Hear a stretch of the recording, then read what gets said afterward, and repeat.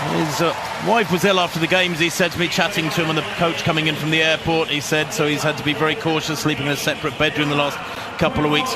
Ronald Quemoy, the Olympic silver medalist at 5,000 behind Ingebrigtsen. Ingebrigtsen, by the way, won that 5,000 pretty easily, I thought. Grant Fisher, what a games he had, the American. A brace of bronzes from the 5,000 and the 10,000 metres for the 27-year-old. World number 2 at 3,000 this year, by the way. Kejelcha, we've rocketed past him. He was only 6th in the Olympic 10,000, the world indoor record holder for the mile. Aragawi is out there as well, the silver medalist for the Olympic 10,000. Solomon Barrega, the Tokyo 10,000 metres champion. It is a field that is absolutely loaded with talent.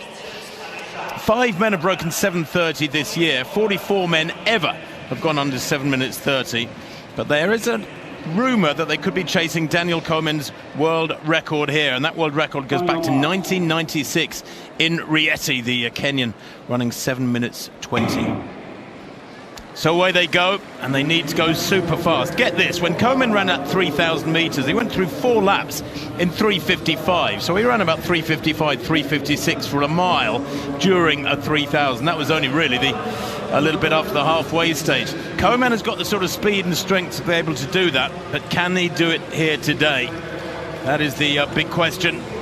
Is he hungry enough, or is he just wanting to race here and impose himself over most of his great rivals at this distance?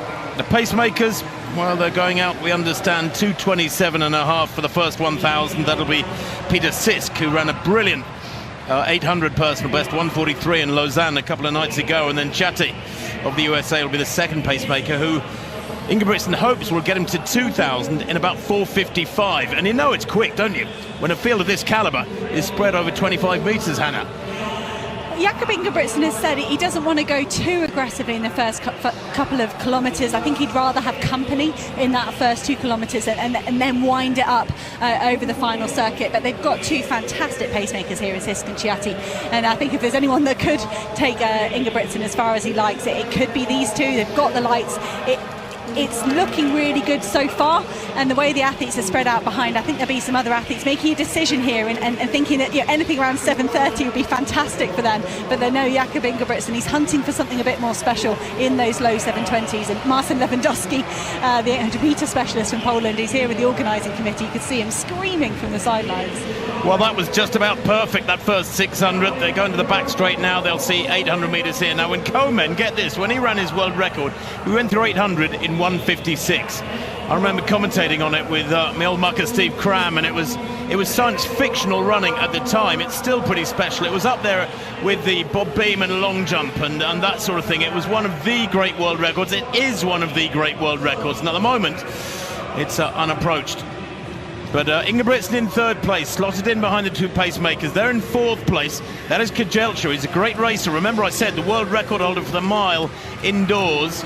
Aragawi there in the orange, back in 6th place. Adisu Yehune, world junior champion at 5,000 a couple of years back, is back in 5th. They come through 1,000, 2:27.06. That is just about perfect. That is superb pacemaking. That is absolutely perfect. And Kejelcha, remember, he was only 100th behind Jakob Ingebrigtsen at the pre last year at the Diamond League final. He's 4th fastest all time. Kejelcha, when he gets it right, is a phenomenal athlete. He's got the 10k strength and he's got that mile speed. And I think Kejelcha made a deliberate move around Yehune there to say, I want to be on the coattails of Ingebrigtsen. And Sisk, he's starting to push here. I feel like Sisk might be at the end of his time, just trying to squeeze out every metre he can before Chatti takes over.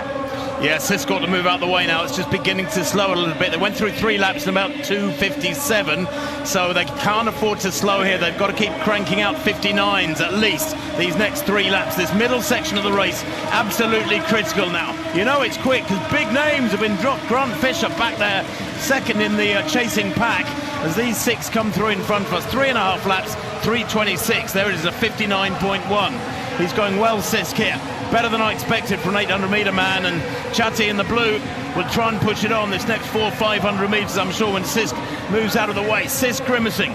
Ingebrigtsen looking comfortable there.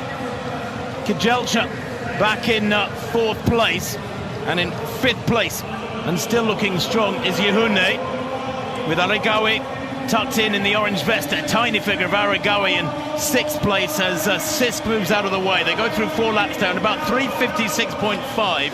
Now, I can tell you that at 4 laps, Komen was on 3:55, so they're a second or so down on world record schedule at the moment.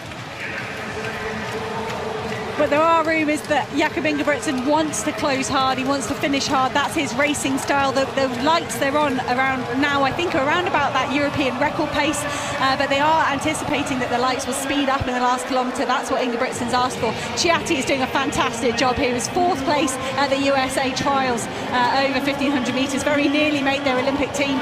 He's looking good, he's bang on the lights. Ingebrigtsen, he looks like he's itching, he's ready to go. Aragawi, it was very impressive from Aragawi, that move from the chase pack to get himself up here at the front of the race, but you feel like Ingebrigtsen is just going to start to unleash a little bit more as we move into the last 600. So Ingebrigtsen comes up to 2,000 metres, 4:55.21.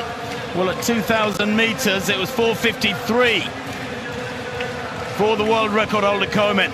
He's about a second and a half, 2 seconds down on world record slots from splits from Komen now. He needs to work really hard this last couple of laps as Jakob Ingebrigtsen. I still feel he's got something in hand. They've lost Chihune, who was 14th in the Olympic 5,000 metres. He's back in 4th place. The rest of them are way back, some 70 metres back. They go through there, another 59.0 lap.